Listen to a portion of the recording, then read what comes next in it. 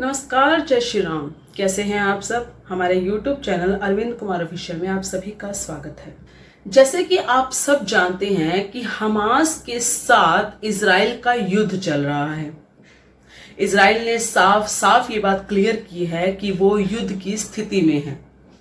बहुत से देश जो है वो इजराइल के साथ उसके साथ खड़े हुए हैं। एक पब्लिकली फॉर्म में भी उन्होंने इसका समर्थन किया है। कुछ पीछे से भी खड़े हैं, लेकिन पब्लिकली फॉर्म में भी बहुत से देश इजराइल के साथ खड़े हुए हैं। वहीं दूसरी तरफ जो हमास को पालता है, यानी कि हमास का संरक्षक करता है वो देश यानी कि फिलिस्तीन, उसके साथ भी बहुत से देश आ गए हैं। बहुत से देश ही क्यों कहें कि बहुत से इस्लामिक देश आ गए हैं। बहुत से इस्लामिक लोग, कट्टर इस्लामिक लोग भी फिलिस्तीन के साथ आ चुके हैं।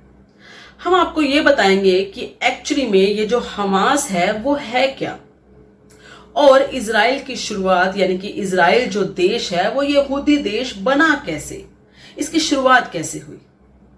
दरअसल हमास जो है वो एक उग्रवादी समूह है जो कि फिलिस्तीन यानी कि फिलिस्तीन का एक घनी आबादी का क्षेत्र है, वहां पर एक गाजा पट्टी है, उसको नियंत्रण करता है। गाजा पट्टी बिल्कुल ये लगा लीजिए इजराइल के बिल्कुल पास में ही पड़ती है। इजराइल से नेक्स्ट अगर हम ये कहें तो गाजा पट्टी ही पड़ती है। उस क्षेत्र को हमास नाम का ये जो संगठन है वो नियंत्रित करता है, यानी कि वहां पर लगभग अपना जो हक है पूरा के पूरा वो वही चलाता है, सारा कुछ वही चीज देखता है। और वहां पर लगभग जो आबादी है ना वो 20 लाख लोगों की है इनकी। इसका जो गठन हुआ था वो 1987 में हुआ था, और जैसा कि मैं पहले बता चुकी हूं कि इसकी जो जड़ें हैं वो फिलिस्तीन के अंदर ही हैं। फिलिस्तीन ही तो पाल रहा है इनको, इन आतंकी संगठन को फिलिस्तीन ही पाल रहा है। वही उसको हर तरीके से अपनी जो आर्म्स होती हैं जो भी हैं सब कुछ उनको प्रोवाइड करवाता है। अब मैं जाती हूं थोड़ा पीछे, यानी कि कुछ साल पीछे। हम सभी जानते हैं कि जो इस्लाम है वो लगभग 1400 साल पहले आया, यानी कि अरब देश जो है उनका जो मानने वाला या जो भी उनके प्रोफेट वगैरह जो भी होंगे वो लगभग 1400 साल पहले ही आए। और जो यहूदियों का जो धर्म है वो लगभग ये लगा लीजिए 2 से 2500 साल पहले। इससे पुराना कोई भी धर्म नहीं है इस पूरी दुनिया में। 2 से 2500 साल पहले का ही ये सभी धर्म है, उससे पुराने कोई धर्म है ही नहीं। हम तो इन्हें यही मानेंगे कि एक पंथ ही है। हम जानते हैं कि जो सनातन है वही धर्म था पूरी दुनिया के अंदर, परंतु चलिए ये मान लीजिए कि 2000-2500 साल पहले ही ये सब आए हैं। अब होता ये है कि यहूदियों के अंदर और अरबियों के अंदर कई सालों से ही आपस में जो कलह है या ये कहें आपस में इनका जो युद्ध है वो चलता आ रहा है।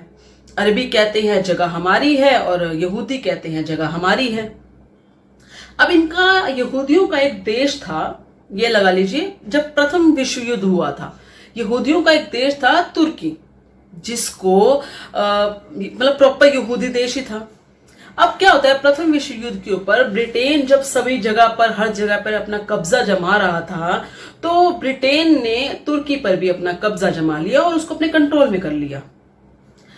प्रथम विश्व युद्ध तक तो ठीक था, लेकिन आते आते जब द्वितीय विश्व युद्ध की बात हुई तब क्या हुआ, तब ये पूरी दुनिया जो है वो 2 हिस्सों में बट गई।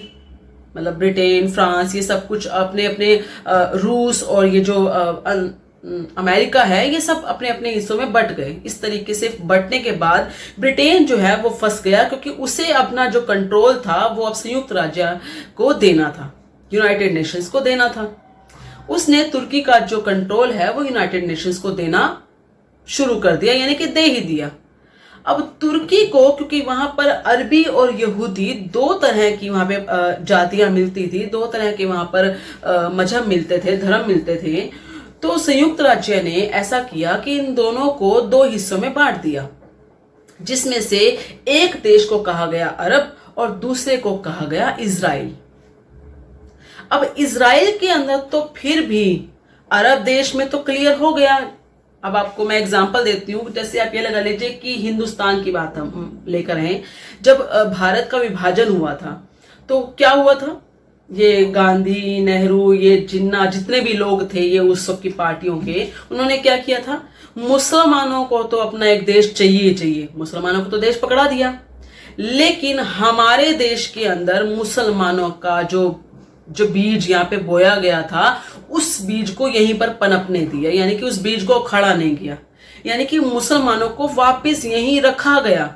अब उन मुसलमानों की जो चाल थी वो आज तक भी हम देख ही रहे हैं, क्या क्या करते हैं वो, क्या क्या चलते हैं। उनका मतलब यही था कि एक अलग देश तो मिले ही मिले, साथ के साथ इस देश को भी हम अपना मुस्लिम देश बनाते रहे, और उसकी प्रैक्टिस अब तक भी करते रहते हैं, जिसको कहीं ना कहीं जो भी हमारी आती है सरकार, उसको कहीं ना कहीं विफल करने की कोशिश करती रहती है और कर रही है।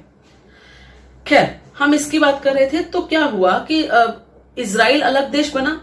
अब होता यह है कि अरब के अंदर तो सारे के सारे मुस्लिम जो हैं वो सभी अलग हो गए, अरबी सभी अलग हो गए, वो सभी अपना एक अलग देश लेकर निकल गए। लेकिन इजराइल के अंदर अभी भी अरबी और यहूदी दोनों यहीं पे जीवित थे, और दोनों इसी देश के अंदर अपना अपना जो भी है कार्य या जो भी है हम ये कहें, इसी देश के अंदर रह रहे थे। अब क्या हुआ कि कुछ वक्त के बाद आपस में गृह युद्ध की बात आ गई, क्योंकि जब देखो दो तरह की जातियां, जिसको पूरी दुनिया में विश्व युद्ध हो रहा है जिस कारण से, और वही एक ही देश के अंदर दो तरह की प्रजातियां या दो तरह का हम ये कहें धर्म के लोग आपस में रह रहे हैं, और गृह युद्ध तो होगा। गृह युद्ध हुआ। उस गृह युद्ध के अंदर जो यहूदी लोग थे उनको ये समझ में आया कि उन्हें अब अपना एक अलग राष्ट्र बनाना जरूरी है, नहीं तो ये हमसे छीन कर ले जाएंगे और हम यहूदी भटकते रह जाएंगे, कहीं नहीं रह पाएंगे। आखिरकार उन्होंने अपनी ताकत बढ़ाई, एकजुट हुए, और वहां से उन्होंने अरबियों को मार निकाला कहेंगे, या ये कहें कि उनको भगा ही दिया। मैं नहीं जानती कितने लोग मरे होंगे, नहीं मरे होंगे, या कुछ ऐसा यूनाइटेड नेशंस की तरफ से काफी उन्होंने लिस्ट भी जारी की थी जिसमें दोनों तरफ के लोग मरे थे। लेकिन ये माना जाए कि वहां से बहुत से अरबी लोगों को वहां से निकाल दिया गया, और बहुत से अरबी लोगों ने खुद भी सोचा कि अब यहाँ रहना मुश्किल है, तो वो निकल गए और मिस्र की तरफ कुछ चले गए, कुछ लेबनान की तरफ, कुछ इस तरीके से लोग अपने अपनी जगह को छोड़कर चलते गए। इजराइल ने अपने आप को 1948 के अंदर, 14 मई 1948 के अंदर अपने आप को एक स्वतंत्र देश घोषित कर दिया। उसने कह दिया कि ये यहूदी देश है और ये हमारा एक स्वतंत्र देश। अब बस अपना जो उन्होंने अपना राष्ट्र घोषित करना था वो कर दिया, लेकिन उसी के कुछ दिनों के बाद, कुछ महीनों नहीं कुछ दिनों के बाद ही उसके पड़ोसी राष्ट्र यानी कि सीरिया और मिस्र और जॉर्डन, इन तीनों ने इजराइल पर फिर से हमला बोल दिया। यानी कि वो यही चाहते थे कि इजराइल को फिर से अरबी देश बनाया जाए और उसको हमारे अंदर ही विलय कर लिया जाए।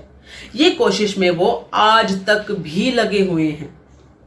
इसी चक्कर में फिलिस्तीन जो पूरी तरह से इस्लामिक देश बन चुका था, तब तक उसने अपना एक संगठन तैयार किया और उसने गाजा पट्टी पर अपना एक संगठन बिठा दिया, जिसके कारण से वो हमेशा से हमले और इस तरह की चीजें होती रहती हैं।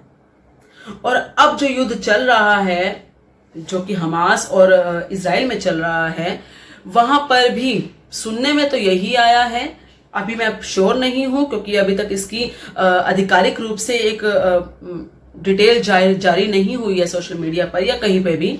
तो सुनने में तो यही आया है कि मिस्र, सीरिया और जॉर्डन फिर से ये तीनों हमास का साथ देने के लिए उतर चुके हैं। बाकी देखते हैं कि होगा या नहीं होगा। इजराइल की ताकतों का तो हमें मालूम है कि कितने सालों से वो इन सब से लड़ता आया है, तो उसने अपनी ताकत को और बढ़ाया होगा। वहां के जो लोग हैं वो काफी हद तक ट्रेंड हैं। वहां के हर एक युवा को ट्रेनिंग दी जाती है, मिलिट्री ट्रेनिंग दी जाती है, बचने की भी मारने की भी।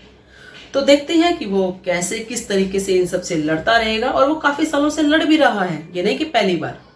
इसी बीच आपको मैं एक चीज और बताना चाहूंगी कि लेबनान का भी एक राष्ट्र था, लेबनान नाम का जो राष्ट्र था वो भी एक टाइम में यहूदियों का पूरा देश कहा जाता था। एक वक्त ऐसा आया कि जब वहां पर इस्लामिक कुछ लोग आए और उन्होंने धीरे धीरे करते करते उस देश को पूरा ही इस्लामिक देश बना दिया, वरना वहां पर भी पहले यहूदी रहा करते थे। वो एक ऐसा नेशन था जो शांति प्रिय, कहते हैं ना शांति प्रिय, और अहिंसा में विश्वास रखता था। लड़ना झगड़ना ये सब चीजें नहीं आती थी वहां के लोगों को। बहुत ही शांति प्रिय लोग थे, अपने ही पूजा पाठ में, अपने ही एक राष्ट्र में बिजी रहते थे, अपने ही कामों में बिजी रहते थे। लेकिन कहते हैं ना कट्टरवादी अगर आपके पास अगर आएंगे तो आपका नेचर चेंज करेंगे। वहां का नेचर, वहां के लोगों का नेचर चेंज हुआ उस इस्लामिक लोगों की वजह से, और अब वो भी इस्लामिक देश है। ये जो इस्लाम है ना, ये जो बनाया गया है ना, जिसके द्वारा ये बनाया गया है, ये कट्टरवादी सोच के द्वारा बनाया गया है। इसने सिर्फ एक ही चीज सोची है कि पूरी दुनिया पर कब्जा कैसे किया जाए। एक ही सोच है इसकी बस। ये एक विचारधारा है, एक आइडियोलॉजी है, ये कोई मजहब नहीं है। और यही बात इनके जो कट्टरवादी लोग हैं ना, वो समझ नहीं पाते कि आपको जानबूझकर, हो तो आप इंसान ही, उस परमात्मा ने आपको बनाया है तो उसने ये थोड़ी सोचा था कि आकर मेरी दुनिया को ध्वस्त करेगा। लेकिन ये लोग ध्वस्त कर रहे हैं। इनके दिमाग में ना तो महिलाओं के लिए सम्मान है, ना बच्चों के लिए सम्मान है, और तो और जब कोई मर जाता है, किसी का शव रह जाता है, उस शव के लिए भी सम्मान नहीं है।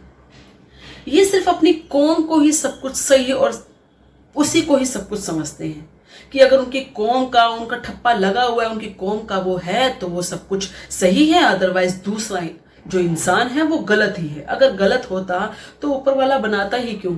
ये तो कभी सोचा ही नहीं इन कट्टरवादियों ने। वो क्यों दूसरों को बना रहा है?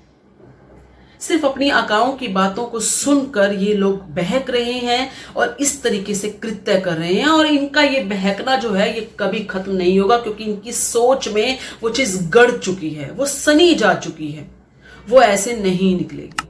आप सबका इस बारे में क्या विचार है? कृपया करके कमेंट में अपने विचार जरूर प्रकट कीजिएगा। इस वीडियो को लाइक और शेयर जरूर कीजिएगा। धन्यवाद।